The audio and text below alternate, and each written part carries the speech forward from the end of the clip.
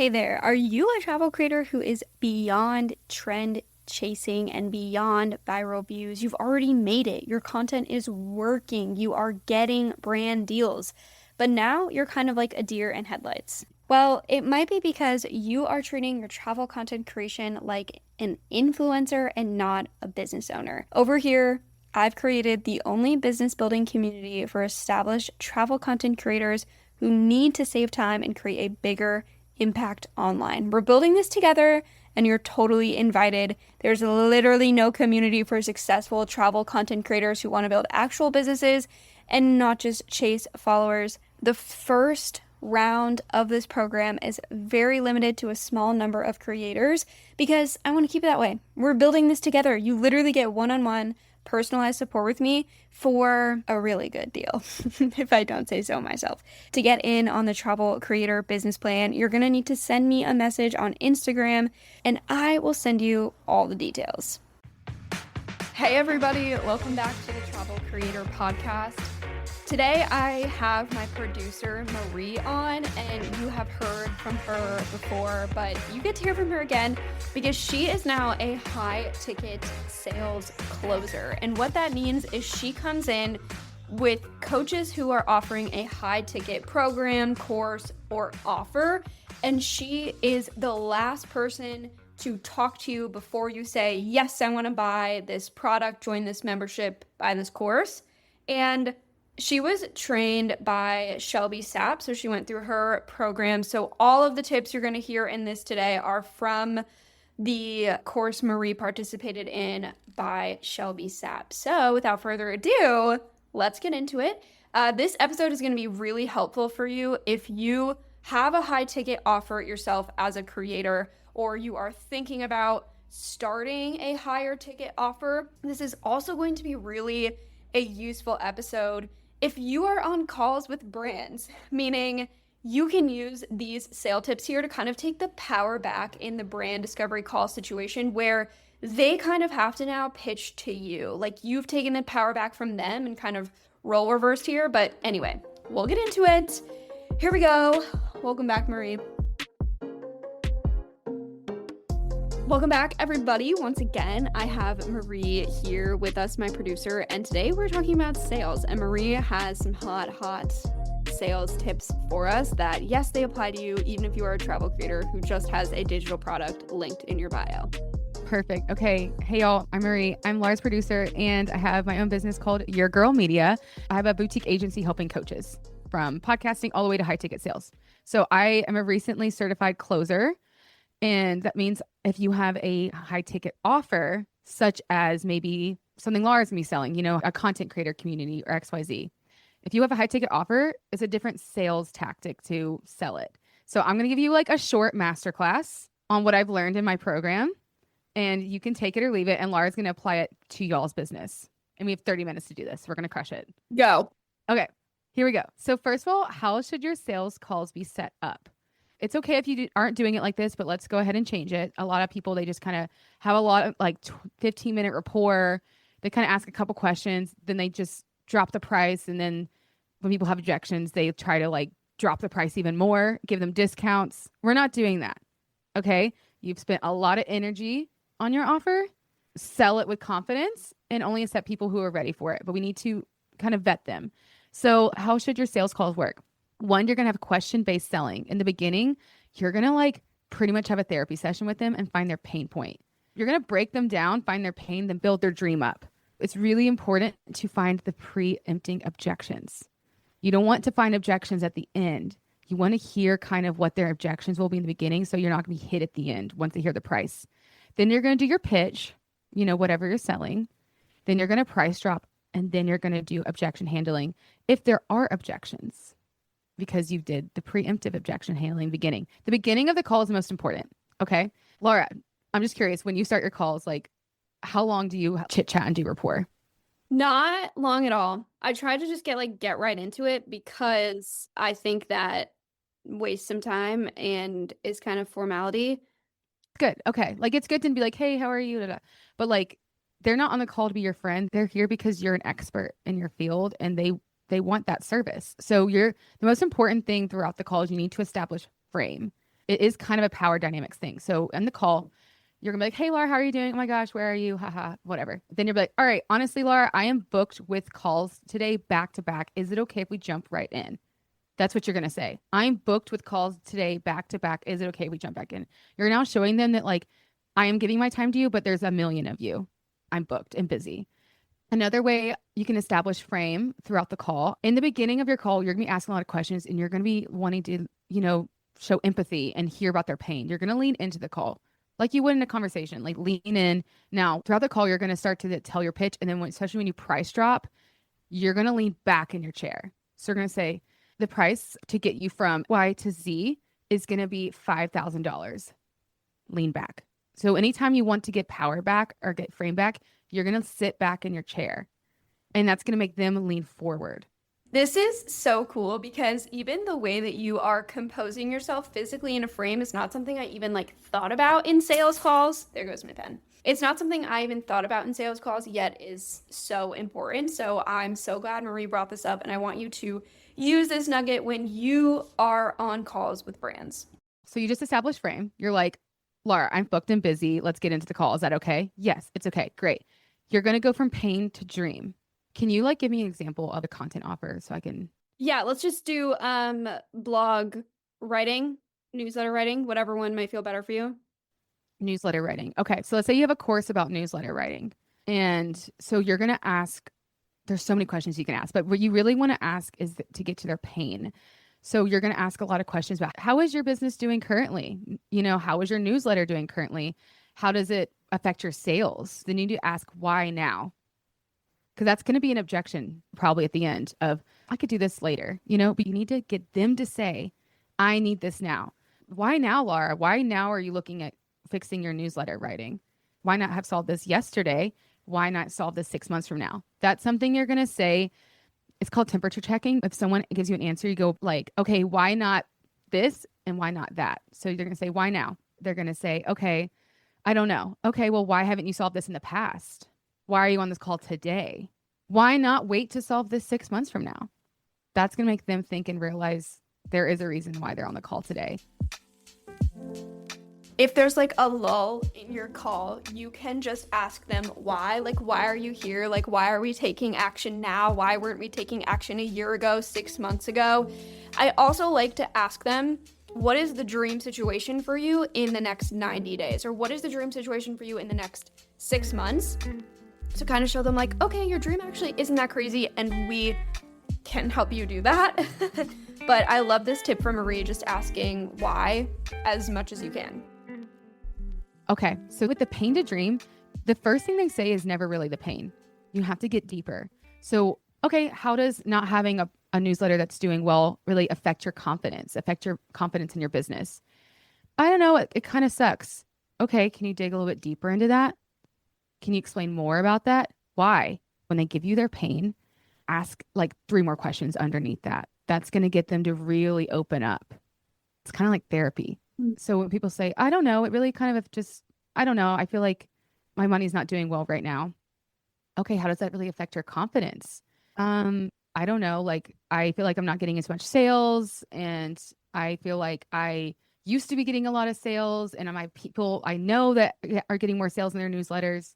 Just keep asking why is what I'm trying to say. Okay, so you need to ask why now. And then if they give you a problem, dig deeper.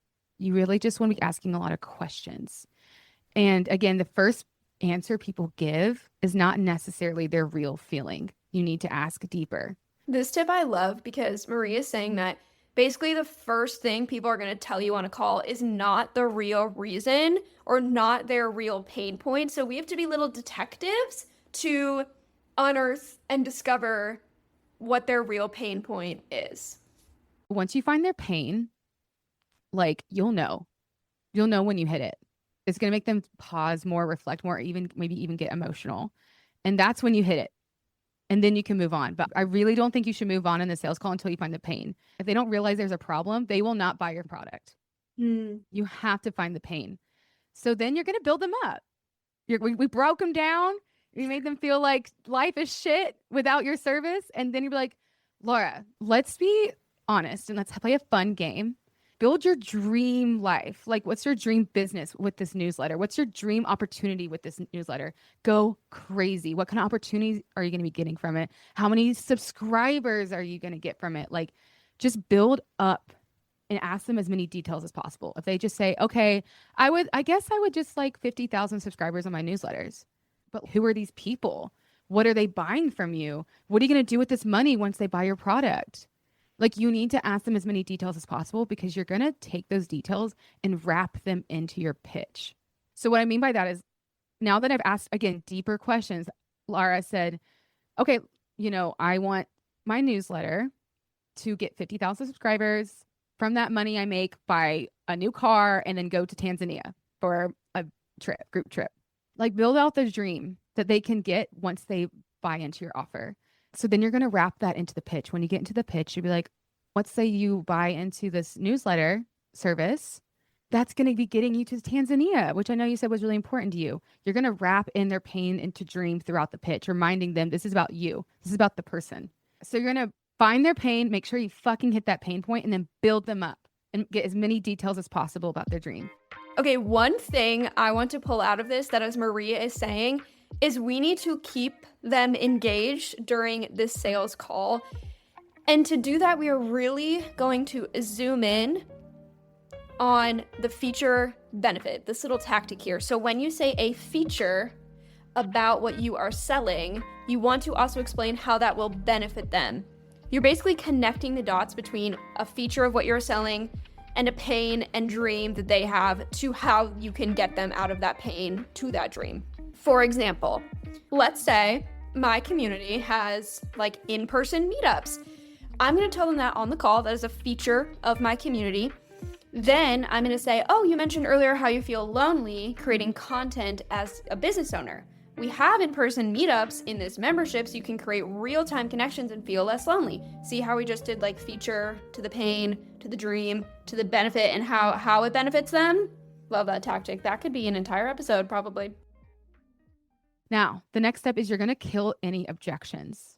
It's going to be way harder to kill objections at the end because they've heard the price, and the price is going to shock them usually. So just killing objections. One of the objections you can kill is spouse. I'm very upfront about this. Hey, Laura, is there anyone that needs to be on this call right now? They could be partner, spouse, parent. Does someone else need to be on this call so we're not like pissing someone off? You can make it like a joke. And essentially, you can even be straight up like, are you the decision maker? Like, if this program is right for you, are you the decision maker? If they say no, fucking stop the call and get someone on, because you're going to have to repeat the whole thing over again. You need to be very upfront. Like, are they the one paying for this? Or do they need to get their spouse on out of respect? You're talking about offers that are like $3,000, $5,000, $10,000, $30,000. They might need respect from someone else or the money. Yeah. So you need to ask, is there someone else that should be on this call? Then throughout the whole call, I need you to temperature check. And there's 3 points you should be temperature checking. Okay. So we just did the QBS. That's question-based selling. That's when we have the therapy session. Okay. Before I go into the pitch of what I'm actually going to offer you in this newsletter writing course, I'm going to check you. Laura, how are you feeling about all this in general? Like 1 through 10, like how are you kind of feeling about all this? And you can, let's say you answer right now. Okay, I'm feeling like a 7. No matter what they say that's high. Wow. Okay. A 7's high. You're high. It's all a positive affirmation. You don't want them to be like, oh, 7's kind of low. Cause they're like, yeah, it is low. No. Okay. Wow. They could say fucking 3. Wow. 3's high. Okay. Now what you're going to do is you're going to say, wow, a 7's pretty high. Okay. Why not a 5? And why not a 9? Okay. Well, okay. Let's pretend I gave you a fantastic answer. Yeah. So now you're making them think like, well, what are my objections and why do I actually want this program? That's what you're saying. It's the same question of when I said, why are you on this call today? Why not 6 months ago? Why not 6 months from now? You're making them say their objection to you. The temperature check is so important because it lets you know, should you continue in the call? Are there objections I can handle right now? And the next time you do a temperature check is before the price drop. Do not drop the fucking price without asking how they're feeling about it all. Yeah. So you can do it again. Hey, Laura, like before we get into the actual packages, like how are you feeling about everything? Do you have any questions? Do you have anything like you need clarity on? No. I'm feeling pretty good. What are you most excited about with the offer? Yeah, I'm most excited to finally just like have it done. It's been on my back burner forever, and I just want it finally taken care of. Okay, totally makes sense. And then like maybe they say something specific about the offer. You're gonna use that later in the objection when they say like, "Oh, I don't know if this is the right time for me." Okay, but you did say you need this off your back. You're Yeah. just gonna like take notes and remember what they're saying and regurgitate it back to them. Okay. So again, you need to temperature check. Temperature check before you go into the pitch so you can find preempting objections. Do not drop the price until you temperature check. Don't you dare do that. Start this podcast over if you need to hear that again. Okay. Guys, that's so important because we need to know how they're feeling before we drop the price. Once you drop the price, people will start reacting differently.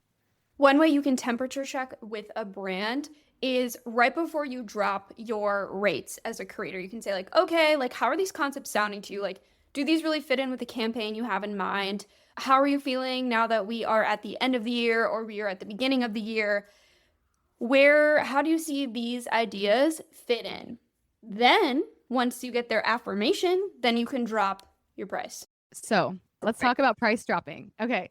So what you're going to do, you're going to bring the pain to dream back. Okay, Laura. So from what I'm hearing is that you are really struggling in your business right now. You are looking at other competitors. You're seeing that their newsletters are popping off.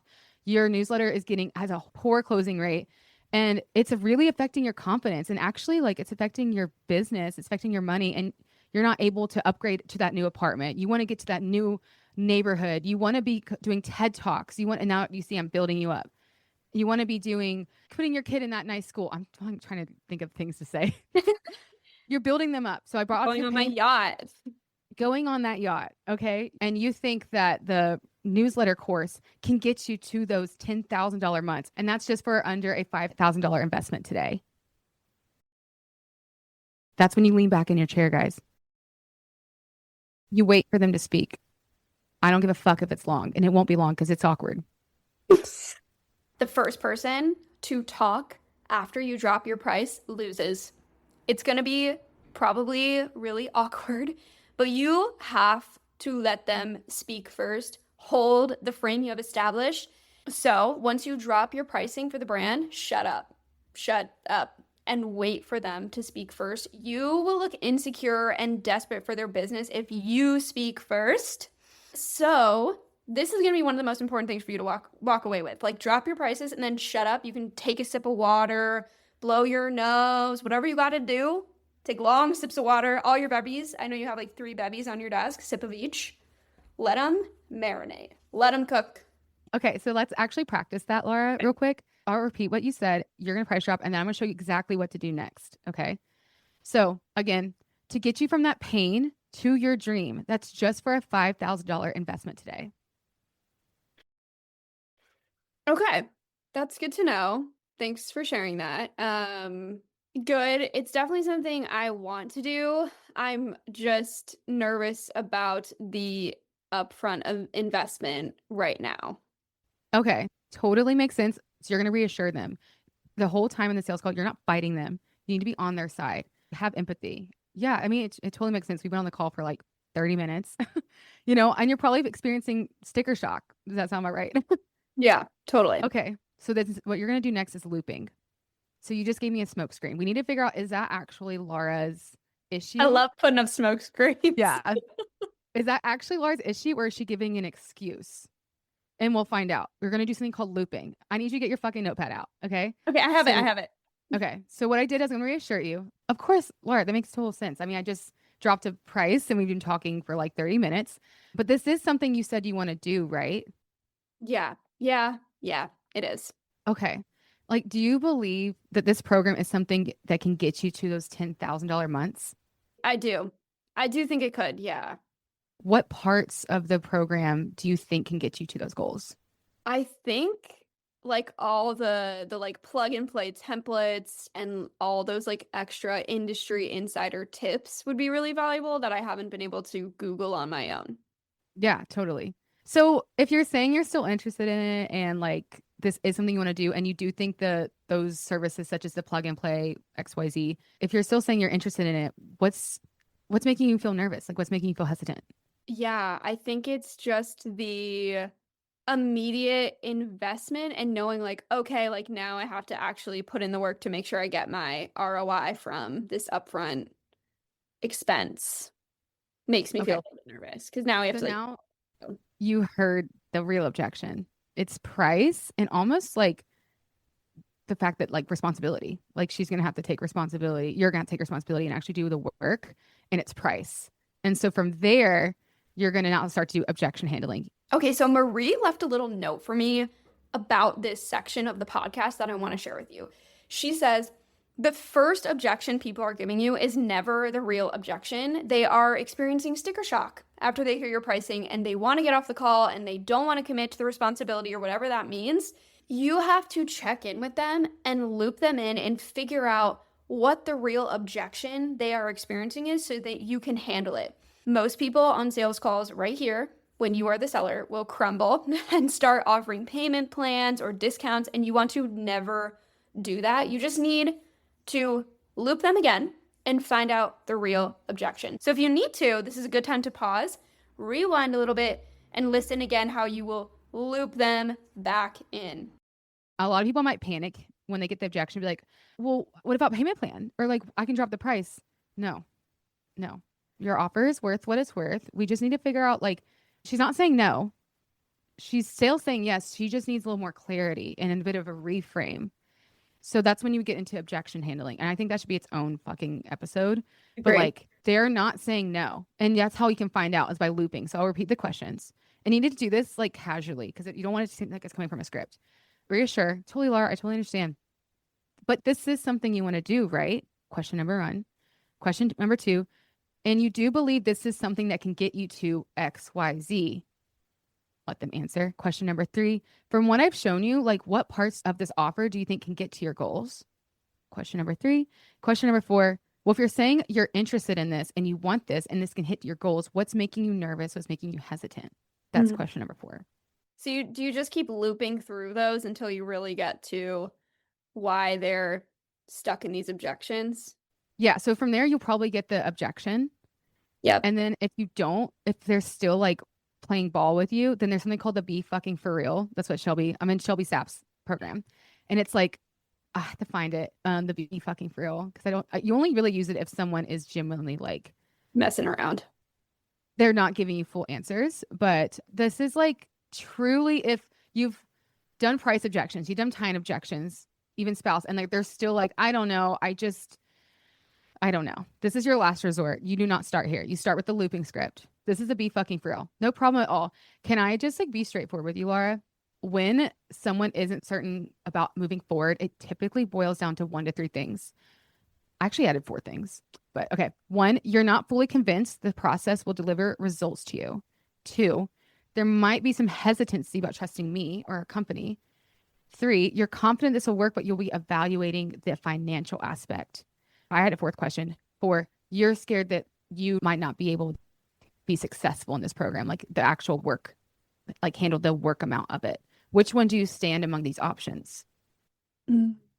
I would say the fourth one, Okay. being So successful. being successful, that comes down to worth.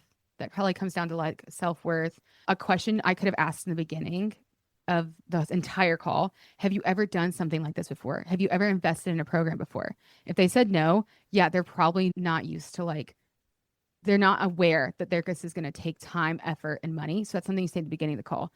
Obviously, Laura, if you want to be jumping ahead in life and it's scaling up in life and be hitting these numbers, this is going to be an investment of your time, your money, and your energy. Is that something you're going to be okay with if you join this program?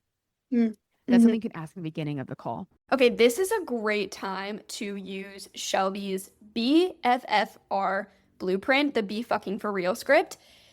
And you can use this at the end of your sales call, kind of as like a Hail Mary. It's like your last resort move. And doing this, you will discover their real objection and then you can handle it there. There's no scarier words than like, can I be real with you for a second? Or like, can I tell you the truth? There's so much to it. I just dumped so much on y'all. That's why I feel like the transcript would be good for this. If you get access to the transcript, that this would be a good one to read. I just gave you like a huge masterclass on like what I learned in Shelby Sapp's program. I have a question for you about a looping script. Okay, so you've gone through these questions and you hear the objection and then you settle the objection and then it's like, okay, we're moving on. Yeah, because when you reclose. So you were like, yeah, you know what? I think I can do this. Perfect. So between the two options, do you feel like option A is better for you or option B? You're not giving them any option to not pay, pretty much. Is the VIP offer one leaning more towards you, or is the basic package leaning towards you? I know you did mention that you liked XYZ and that is in the VIP package, but which one's better for you? You're Mm-hmm. going to reclose. You're so good. And if another way you can reclose is if you're like, okay, yeah, you're right. I think I can do this. Perfect. So, I mean, this is pretty aggressive. I don't like to do this, but you can just go ahead and ask for payment and be like, so which do you prefer today? Do you prefer credit or debit to get you started on board today and into the program? And if they Yeah. have hesitancy, then that means you didn't really solve the price objection. Okay, give us a little tip on how you actually end the call. Like, let's say you sold someone, they want to move forward. What happened? Like, how do you wrap that up? What do you do now? There's something called an assignment close. So you can have them fill out the onboarding form. Be like, listen, honestly, Laura, it would save my ass so much time if I go ahead and send you the onboarding form and that way we can get you onboarded sooner. Can I go ahead and email that to you? What that's doing is like people like doing favors for each other. They feel closer. It'll create intimacy if you fill out something for me. So it's called an assignment close. So be like, okay, perfect. I sent you the form. You can fill that out for me. And I will go ahead and fill out your debit card and credit card. Just letting you know how things will be moving forward. You'll have an onboarding call with me. Would you prefer Thursday or Friday? That's called, it's another option close, blank or blank. Or you could be like, okay, perfect. We're starting our onboarding group call this Friday. So excited to see you there. You'll be getting an email on how to get started. Take the payment on the fucking call. People will not sign up if they have to think about it or set up a second call because what you're riding up momentum Yeah, and they'll have time to like have excuses off the call and then you're chasing totally. someone and it's the deal is pretty much dead. Take the payment on the call. If you can't take the payment, get a deposit. So good, Marie. That was so amazing. Holy Okay. moly. Sorry, y'all. I just talked your ear off. There's just so much. And I can't tell you enough how amazing Shelby Sapp's program is if you're looking to, if you have a high ticket offer, you need to learn how to sell it. Shelby's program is incredible. That's awesome. I can't wait to, once I get my membership through its first couple of rounds, have you be my closer. Exactly. And also, if you don't want to do any of this bullshit and you have too many leads, you should be hiring me. Or I actually have a matchmaking program where I can match you with closers and setters. So I'll leave my information in the show notes for that. Could you explain to our audience the definition of a setter and a closer? Yeah, you need a setter. You need a setter. A setter is the person that's like either in the DMs or you can have a form or a person that's pretty much vetting the call. So you're like, Laura, the minimum spend is $1,000. Is that something you're okay with? Are you willing to spend that? Is there a spouse that needs to be involved in the decision? Like this is helping the closer so much in the call so that way they're not having as many objections and you can vet. So let's say, no, I don't want to spend $1,000. Okay, send them your digital product. They do not get on a call with a closer. So you Yeah. need a setter. And then the closer is obviously an art. It is learning an art. And that's how you can actually have a higher closing rate. And again, you can hire me if we are aligned, or I have a matchmaking program. And my business is called Your Girl Media. And yeah, I literally can match you with closers and setters. That was so much loaded information. I hope your notebooks are full. Honestly, if you need the transcript to this episode, come reach out to me on Instagram and I would be happy to provide that for you because this should be turned into some sort of information you can see because this is so good. So thank you to Marie for sharing this with us. This is crazy. You can also book Marie or you can sign up for her matchmaking service to be matched with setters and closers. You can do that all in the show notes here. So if you are a coach with a high ticket service and you are looking for a setter or closer, Marie is your girl. There is nobody else you should be working with. Her information will be in the show notes for you, or if you know a coach. And I just want to remind you, all this information here is from Shelby Sapp's sales program. So again, if you are interested in learning sales, high ticket closing yourself, I would reach out to Marie and she can connect you with the wonderful ladies over at Shelby's agency. There's so much good information here on selling not only your own offers and services as you go from influencing to business owning. Remember, you are building a business. Your goal is not to be an influencer, but a business owner. We are talking about all of those things here and on my Instagram at Travel Content Writing. So please come on over there and let me know how this episode was for you. I'd love to talk more business and sales with you, my fellow content creators. But until then, happy creating, and I will see you next week.